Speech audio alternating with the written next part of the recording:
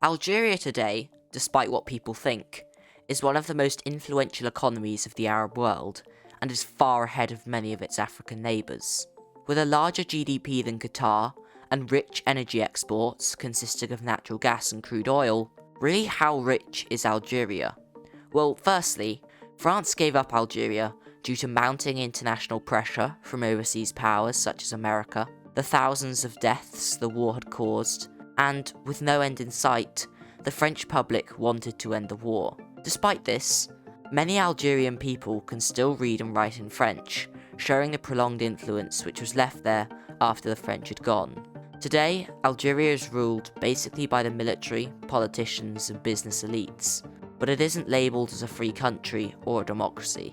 However, compared to other Northern African nations, Algeria has emerged to be a serious regional power alongside with Egypt. With one of the largest economies on the continent and a powerful military consisting of over 130,000 personnel, it's ranked a middle global power in foreign affairs. But the question still remains, in a country 80% filled by desert and with a history of brutal colonisation, how has Algeria become so successful compared with its neighbours? Well, firstly, Algeria, despite having over half the country engulfed by the Sahara, has a surprisingly large agricultural sector, which actually accounts for nearly 12% of its nominal GDP. For perspective, that's over $5 billion US, and this is for a country where only 3% of its land is arable. Next, Algeria also has a small manufacturing sector, which contributes around 5% to the economy.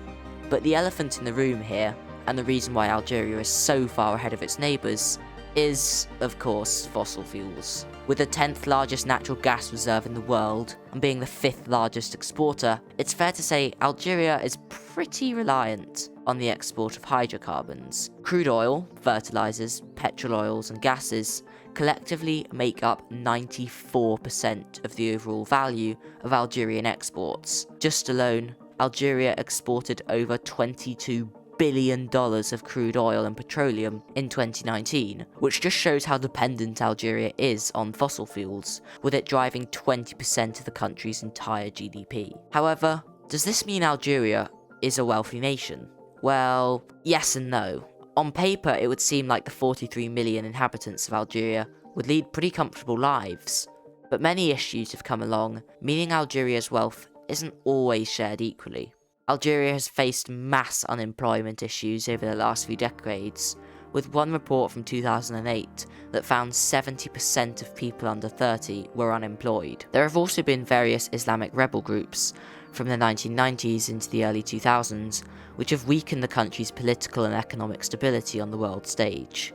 Then there was also Algeria's 80-year-old president, whose name I cannot pronounce, who was in power for 20 years after apparently winning 4 elections back-to-back, before finally stepping down after mass protests.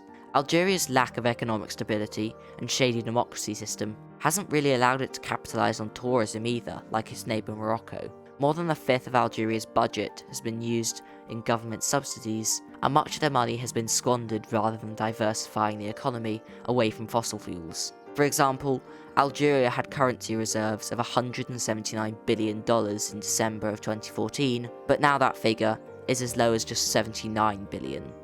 Overall, Algeria should be a rich nation, with vast oil and gas wealth to fuel infrastructure projects and attract tourists. However, due to reckless spending, past leaders and failures to diversify the economy, it's left vulnerable to oil and gas price fluctuations, meaning large percentages of the population are left unemployed.